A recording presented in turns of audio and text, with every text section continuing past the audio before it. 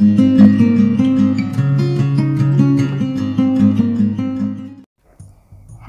to all those home cook enthusiasts out there, to all the moms who love to cook for everyone. Here's another recipe that I'm going to show you.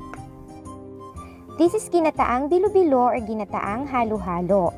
Halo-Halo is a cold Pinoy dessert with a concoction of ingredients such as crushed ice, yam, jackfruit, sweet potatoes, milk, banana, and many more. But this time, we're going to cook a sweet dish and a coconut-based soup with some of the common ingredients of halo-halo. So, let's start. So, here are the ingredients that we need in this recipe. Prepare the sticky rice balls by adding 1 cup of glutinous rice with 8 to 10 tablespoons of water. Just mix it to form a dough and form them into small balls like this.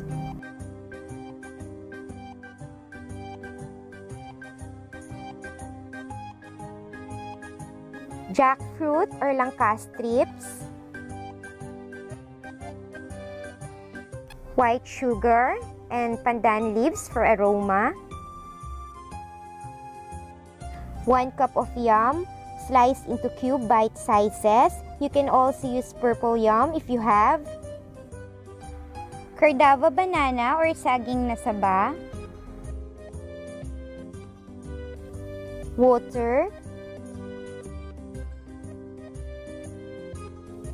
pure coconut milk, and their sweet potatoes sliced into bite sizes also, or tapioca pearls, boiled in water, sugar, and vanilla. We rinsed and drained it already. And lastly is a pinch of salt to balance its sweetness. And now, let's start. In a cooking pot, we are going to boil some water along with our pandan leaves. Before it starts to boil, just make sure that we already added a pinch of salt. Salt brings out and brightens sweet flavors, so you don't have to worry because the taste of salt will not overpower the sweetness of our recipe.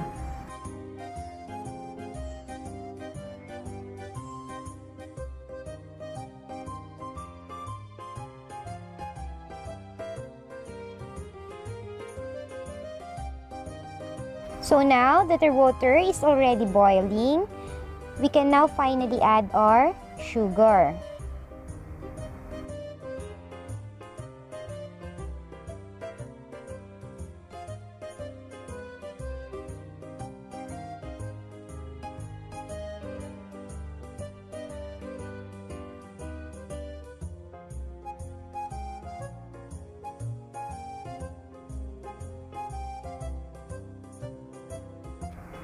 Next is our pure coconut milk.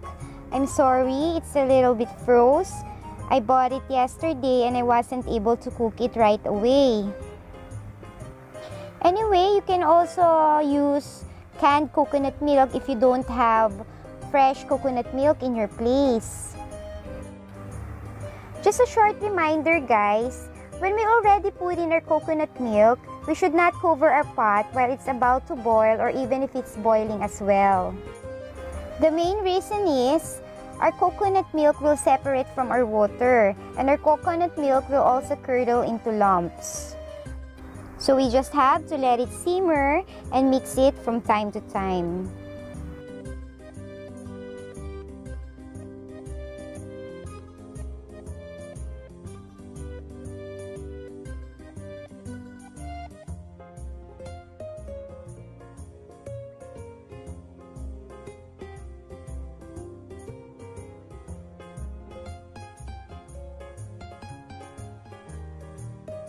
So now we're going to put in our sweet potatoes.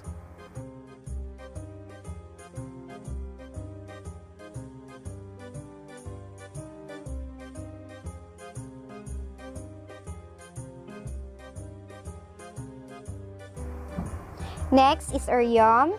You can also switch it to purple yam or you can also add purple yam if you want.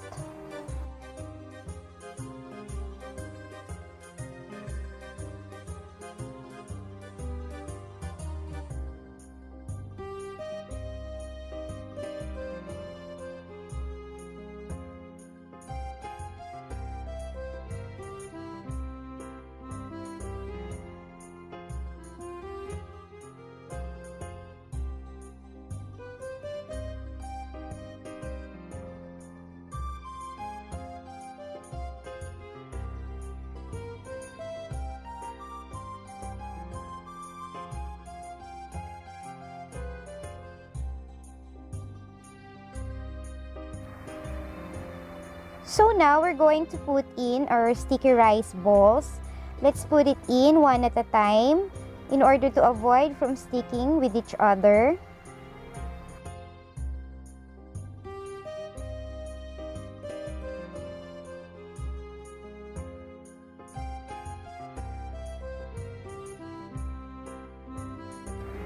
They will sink to the bottom at first, but it will gradually rise to the surface while it is boiling.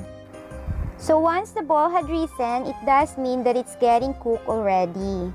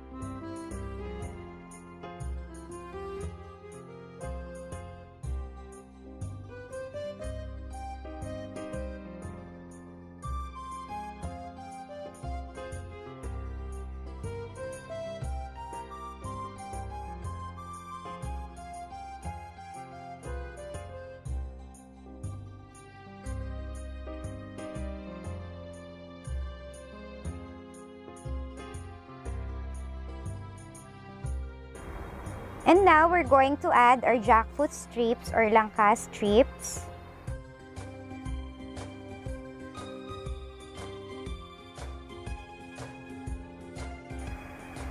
Or thin slices of banana.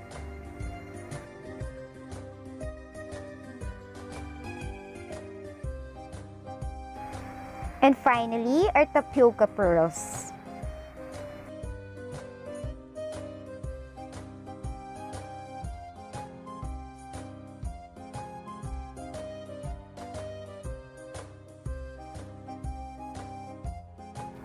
We just have to let it simmer for at least a minute. By this time now, you can also add glutinous rice melted in water if you want a thick consistency while it is boiling. It also works well. So now I think we're almost done. We can now turn off the heat. And we just have to let it cool for at least 5 minutes and we are ready to serve it right away then. So guys, hope you like it. Just don't forget to please like, share, subscribe, and hit the bell for more upcoming recipes. Thank you! Bye-bye!